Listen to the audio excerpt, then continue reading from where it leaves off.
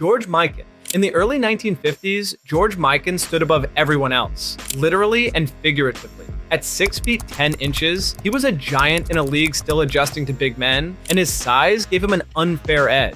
The lane was only 6 feet wide at the time, which let him park right under the basket and dominate with little resistance. He scored, rebounded, and blocked shots at will, leaving defenders helpless. Games often slowed to a crawl because nobody could move him. The NBA had no choice but to step in. In 1951, they doubled the width of the paint to 12 feet and introduced the offensive 3-second rule, forcing players to keep moving instead of camping in the lane. These changes completely reshaped how post-play worked and opened up the game for guards and wings. Even after the adjustment, Mikan remained a force, but his dominance proved one thing: basketball needed balance to survive. The Mikan rule wasn't just about stopping one player, it was about saving the game from being overpowered by size alone. And the shocking part, this wouldn't be the last time a big man forced the NBA to redraw its rulebook. Wilt Chamberlain. Wilt Chamberlain was unlike anything basketball had ever seen. He wasn't just tall, he was athletic, coordinated, and unstoppable around the rim. His dominance in the paint forced the NBA to make sweeping changes. First came the lane, which expanded again, this time from 12 feet to 16 feet, pushing Wilt farther from the hoop to prevent him from simply parking under the basket. Offensive goaltending was also tightened, because Wilt could just reach above the rim and tap shots back in before anyone else had a chance. And then there was the free throw line. Wilt discovered that if he took a running start, he could leap from behind the line and dunk it, completely legal at the time. The NBA quickly outlawed crossing the free throw line until the ball hit the rim or backboard, killing the move before it spread. Even with all these changes, Wilt still averaged ridiculous numbers, once dropping 100 points in a single game. His presence forced the league to rewrite its book multiple times, and yet he continued to dominate. But that's not all, because another towering legend would soon take the game into uncharted territory. Kareem Abdul-Jabbar. Before he was Kareem, he was Lou Alcindor at UCLA, and he was a nightmare for defenders. Standing 7 feet 2 inches with incredible skill, Kareem dunked on anyone in his path. By the late 1960s, his dominance sparked outrage. In 1967, the NCAA decided to ban dunking altogether, claiming it was for safety reasons, though many believed it was really aimed at limiting Kareem and other rising black stars after Texas Western's historic 1966 championship. The so-called Alcindor rule stayed in effect for nearly a decade, but Kareem didn't fade. He adapted. Stripped of the dunk, he perfected the most unstoppable shot in basketball history, the skyhook. With his length and touch, the move was unguardable, and it became his signature weapon. Kareem went on to dominate college and then the NBA, proving that banning a skill only pushed him to evolve further. The irony? When the dunk ban was lifted in 1976, the league was flooded with athletic finishers, but by then, Kareem was already a legend. The rule meant to slow him down actually created a shot that defined his career, and it showed how great players turn limits into lasting weapons. Darryl Dawkins. By the late 1970s, basketball was becoming flashier, but nobody brought more raw power to the game than Darryl Dawkins. Known as Chocolate Thunder, Dawkins didn't just dunk, he destroyed. In 1979, he shattered 2 backboards within weeks, sending glass flying everywhere. Fans loved the spectacle, but the league realized it was a dangerous problem. Shards of glass raining onto players and courtside spectators could not continue. The NBA acted quickly, introducing breakaway rims that flexed under pressure and snapped back into place. Stronger tempered glass also became the standard for backboards, ensuring no one would ever cause the same kind of chaos again. Dawkins turned dunking into a show, naming his slams things like the Chocolate Thunder Flying and Yo Mama dunk. His personality made him a fan favorite, but his destructive force left a permanent mark on the equipment itself. Without him, today's high-flying dunks might not even be possible. He redefined what a dunk could be, and the league redefined its hardware to keep up. But Dawkins wasn't the only superstar forcing the NBA to rethink the rules. Another legend was about to change the very way the game was played on offense and defense. Michael Jordan wasn't just the best player of his era, he was such a dominant scorer that he made the NBA rethink how offense should function. In the 1990s, the Bulls would clear out one side of the court for Jordan, isolating him against a defender while everyone else stood far away. It was practically unstoppable. So the league introduced illegal offense rules, penalizing teams for stacking players on one side without proper movement. This forced more ball circulation and encouraged variety. But that wasn't all. Defenders tried everything to slow Jordan down, especially hand checking, keeping a hand or forearm on him to steer his drives. It was legal at the time, and it made scoring tough, but Jordan still thrived. Eventually, the NBA cracked down, first restricting hand checking in 1994, then outlawing it almost completely in 2004. This opened the door for more free-flowing offense and faster pace. Jordan didn't just dominate within the rules, he changed them. His scoring genius helped create a modern NBA where perimeter players could shine more than ever. And while Jordan's rules made scoring smoother, Charles Barkley's style brought an entirely different problem that slowed everything down.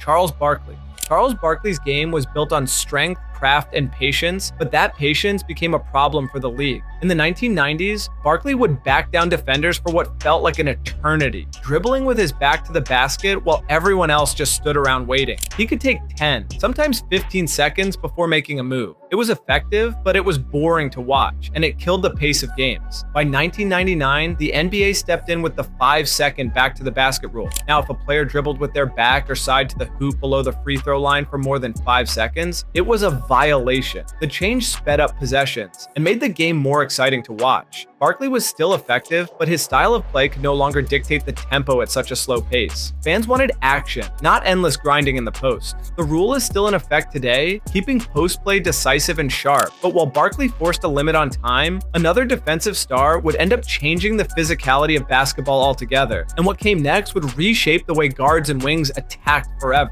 Derek Harper.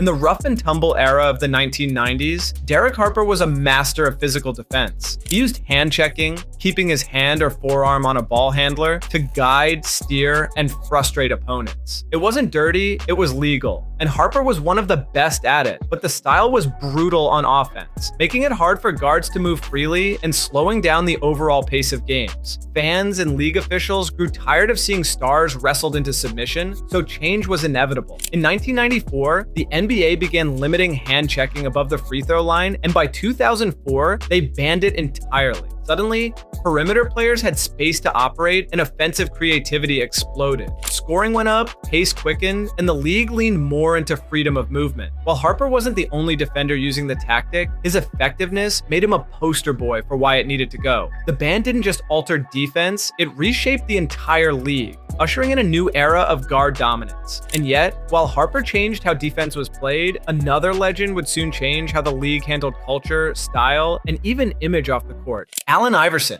Allen Iverson was more than a superstar. He was a cultural icon. His lightning-fast crossover left defenders spinning, but critics argued it was dangerously close to a carry. As he slid his hand under the ball to freeze defenders, referees eventually began calling the move more tightly, forcing stricter enforcement of carrying violations across the league. But Iverson's impact stretched far beyond the court. His tattoos, cornrows, and baggy clothes redefined the image of an NBA player, connecting with fans who saw themselves in him. The league, however, wasn't as accepting. In 2005, Commissioner David Stern implemented a strict dress code requiring players to wear business or conservative attire during official team activities.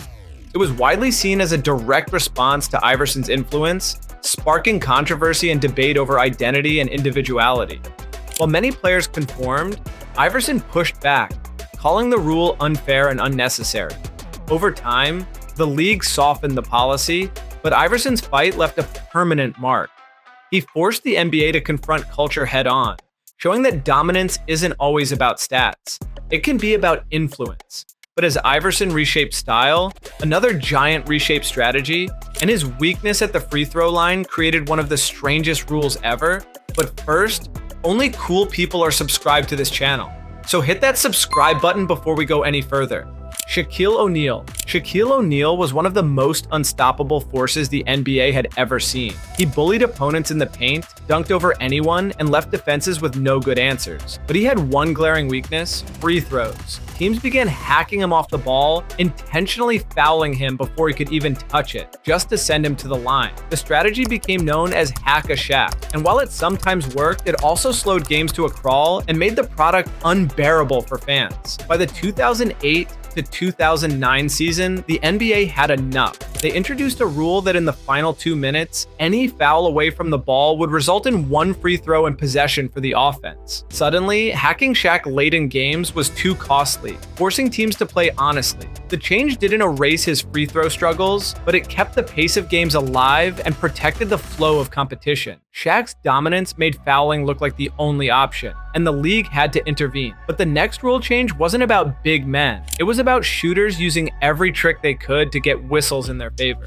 Reggie Miller. Reggie Miller was famous for his clutch shots and relentless trash talk, but he also had a trick that drove defenders crazy. When he rose up for a jumper, he would sometimes kick his leg out unnaturally, making contact with a defender who was just contesting the shot. More often than not, referees bought it, sending him to the free throw line for easy points. It wasn't just Miller, other shooters copied the move, but his name became tied to the controversy. By 2012, the NBA stepped in. The league introduced what became known as the Reggie Miller rule, which made it an offensive foul if the shooter initiated contact with the defender by kicking their leg unnaturally. Referees were trained to spot it instantly, and suddenly, a whole category of cheap fouls vanished from the game. The rule cleaned up end-of-game scenarios where shooters hunted for whistles instead of real shots. Miller's skill and gamesmanship had forced the NBA to draw a line between craft and manipulation, but that wasn't the last time offensive players exposed loopholes. Another superstar scorer found his own way to exploit defenders, and the league had to step in once again to shut it down. Kevin Durant. Kevin Durant had already established himself as one of the most unstoppable scorers in NBA history when he started popularizing a move that felt nearly impossible to defend. Standing at 7 feet with guard-like handles, he would face up a defender on the wing, wait for them to extend their arm, and then quickly swing his own arms through theirs to draw a shooting foul. The motion was smooth, deceptive, and incredibly effective. It often resulted in free throws, even when Durant wasn't truly attempting a shot. Defenders were helpless, and frustration built around the league. In 2011, the NBA finally acted. They reclassified the rip-through move as a non-shooting foul unless the player was clearly in the act of shooting. That meant no more automatic free throws for simply swinging arms through contact. Durant, of course, adjusted his game and continued to dominate, but his move permanently changed how referees judge scoring attempts. It was a reminder that even the most skilled players sometimes exploit the smallest gaps in the rules. And while Durant's move targeted defenders' arms, another guard mastered the art of targeting defenders' bodies, forcing the league to crack down even further. Dwight Howard. During his prime with the Orlando Magic, Dwight Howard was the most intimidating interior defender in basketball. His size, strength, and shot-blocking ability made it nearly impossible for opponents to score near the rim. Teams began complaining that Howard parked himself under the basket for entire possessions, waiting to swat anything that came close. The defensive 3-second rule technically already existed, but referees weren't strict about enforcing it. That changed once Howard's dominance made the loophole impossible to ignore. The league instructed officials to crack down on violations, punishing defenders who camped in the lane for more than 3 seconds without actively guarding someone. This adjustment forced big men to constantly move, opening the floor for slashers and driving guards.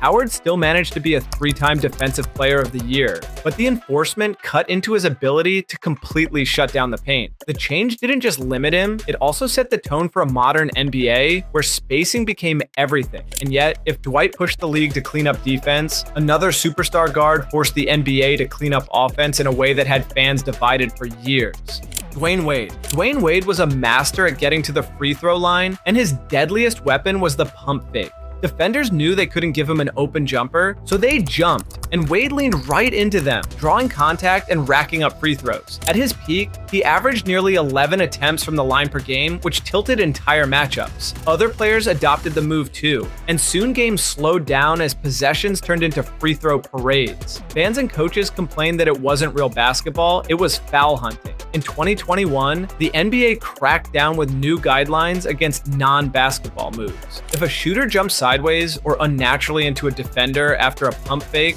referees were instructed not to call a foul. Suddenly, the easy points disappeared, and scorers had to adjust their games. Wade had already retired, but his influence was clear. The league essentially rewrote the rules of pump fakes because of him. It made the game cleaner and sped up scoring plays, but it also showed how one player's craftiness could ripple across generations. And while Wade's rule cut down on tricks, another superstar changed the entire shape of the floor with his deep shooting. Stephen Curry. Stephen Curry didn't just revolutionize basketball, he forced the league to rethink what the sport even looked like. His shooting range stretched defenses to places they had never been, pulling big men 30 feet from the hoop and opening the paint in ways coaches could only dream about before. While the three-point line itself was added long before Curry, the league experimented with moving it closer in the late 1990s, but no one truly broke the game until Curry arrived. His influence has been so overwhelming that defenders now pick him up at half court, and teams build entire rosters just to try and contain him. The NBA hasn't introduced a brand new line because of Curry, but his dominance sparked constant discussion about whether the court itself is too small for the way he plays. His style also pushed the league to emphasize freedom of movement, spacing, and pace more than ever before.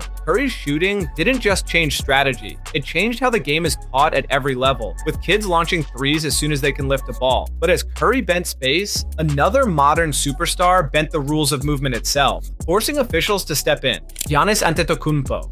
Giannis Antetokounmpo earned the nickname the Greek Freak for a reason. His length and athleticism created moves nobody had ever seen before. In transition, he could cover the full court in just a few dribbles, and his Eurostep stretched so far, it seemed like he was taking 3 steps instead of 2. Defenders and fans questioned whether his moves were even legal, and the controversy forced the NBA to respond. In 2019, the league officially clarified the gather step rule, spelling out exactly when a dribble ends and when a player's 2 allotted steps begin. The clarification essentially legalized Giannis's long strides, confirming that his Eurostep and coast-to-coast moves were within the rules. Still, debates raged online about whether he was traveling, with clips going viral after almost every big game. Giannis didn't just push the limits, he made the NBA explain them to the world. His dominance forced the league to modernize its definitions, adapting the rulebook to fit the athletic reality of today's game. And with that, Giannis cemented himself as not only one of the most unstoppable forces in basketball, but also one of the few players whose very footwork forced an official rewrite. If you like this video, consider watching this next one, which YouTube thinks you are going to really love.